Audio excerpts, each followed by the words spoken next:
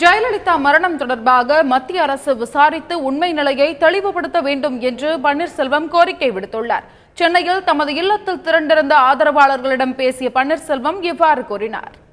மர்ம மரணத்திற்கு மத்திய அரசினுடைய கட்டுப்பாட்டில் இருக்கிற ஆணையம் விசாரித்து உண்மை நிலையை மக்களுக்கு நிரூபிக்கின்ற வரையில் இன்றைக்கு இருக்கின்ற அரசினுடைய அமைச்சர்களோ சட்டமன்ற உறுப்பினர்களோ எந்த விதத்திலும் தப்ப முடியாதுங்க. அது நல்லா தெரிஞ்சுக்குங்க. தெளிவுபடுத்தவில்லை என்றால்